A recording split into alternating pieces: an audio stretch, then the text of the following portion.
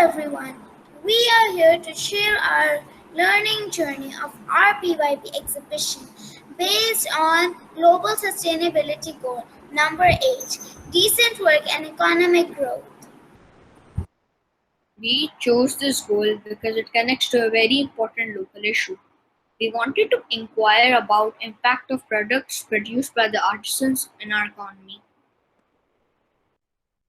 Through the provocation shown by our teacher, we found that the cottage and small-scale industries play a very important role in creating income and reducing poverty.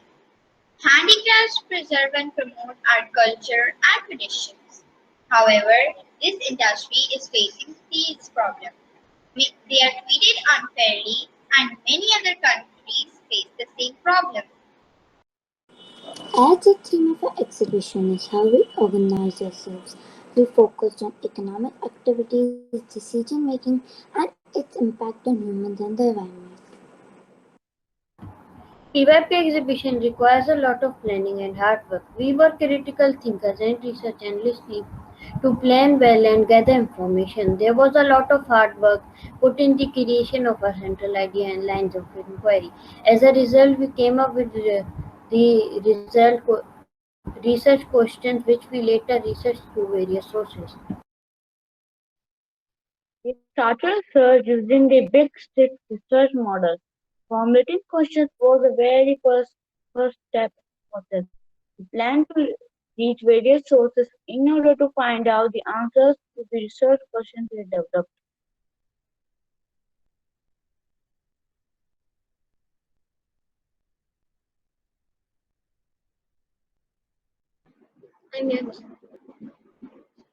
Now let me tell you how we researched. Our very first online session was with Ms. Zakia, a traditional quilt maker, locally called a Reli, from a village near Khairpur in interior Sindh. After meeting Ms. Zakia, we found out how a reli is made and various health issues reli makers face due to continuous requirement of this work. So we realized that any kind of hard work takes a lot of time. People in villages and suburbs are not paid as per the nature of their work, and no support is provided to them by the government.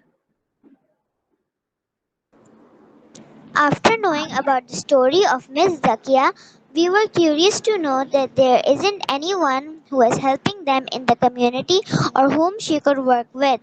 To find out answer to this question, our Urdu teacher connected us with Miss Umme Leila Rizvi of HNP HomeNet Pakistan, who arranged an informative live session with passionate individuals, Miss Aisha Mughal and Miss Humaira Aslam from HNP HomeNet Pakistan.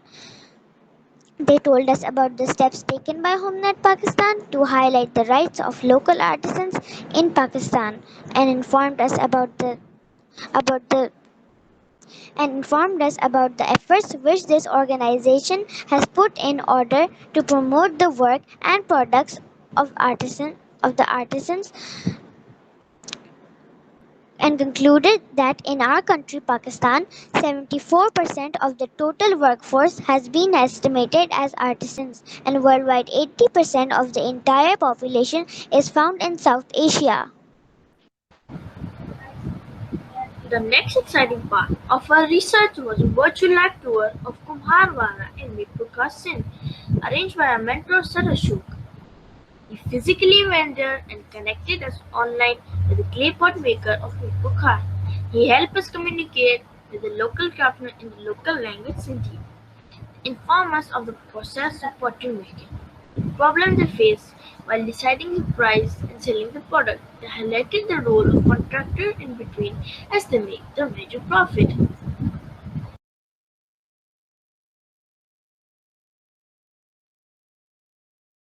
हमारी जमात के तलबा ने मजमून नवीसी करते हुए सिंध की अहम सकाफती पहचान अजब के बारे में मज़ामीन लिखे।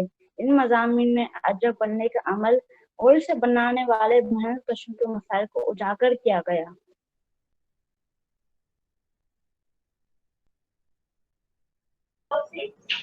After meeting the community, it was time to explore some books and websites to answer the questions regarding how handicrafts impact our economy. All our questions were answered, and we got to know that there are around 150 million people in Pakistan who can be termed as artisans out of 212.2 million people. Though there are a lot of craftsmen in our country, yet still they find it extremely difficult to make ends meet. Furthermore, he found the problems which most of the artisans in our country face: unfair compensation, lack of education and training facilities, insufficient power supply, limited on advertisement, and lack of money. And if this continues, there will be no handicraft market in Pakistan.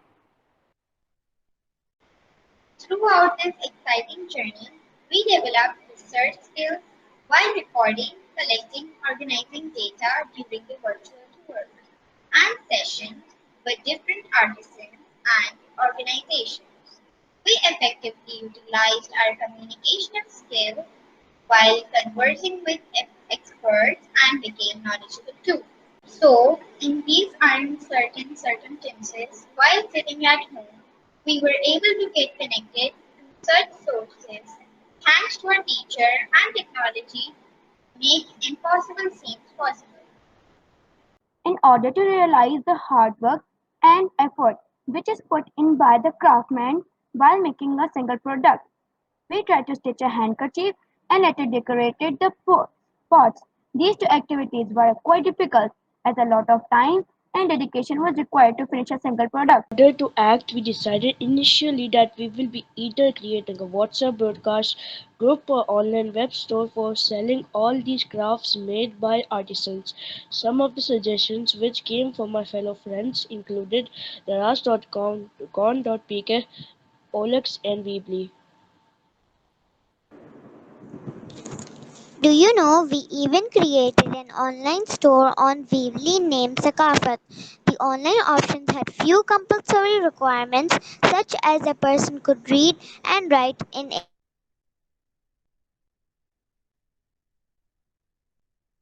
Urdu. In our society, where the majority of the people live under the poverty line, how can we assume that our local craftsmen can have or afford smartphone at the same time understand English?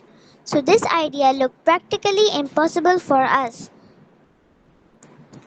After that, when we planned to train the artisans to create their accounts by inserting their personal information on selling apps, training the artisans was very difficult. In such a situation, face to face works the best. So we had to omit this idea too, but we did not lose our hopes. Yes, as eventually our aim was to preserve and promote the work of artisans in Pakistan. We created advertisements in the form of posters, videos, and brochures highlighting the work and products of various artisans we came across along with their contact details. They were put up on various social media sites by our parents such as Insta, Facebook, Twitter, etc. to advocate the work and efforts of locally handwork craftsmen, though it is a small step but will definitely help our local hardworking craftsmen. Let me show you a glimpse of one such advertisement made by my classmate Alam.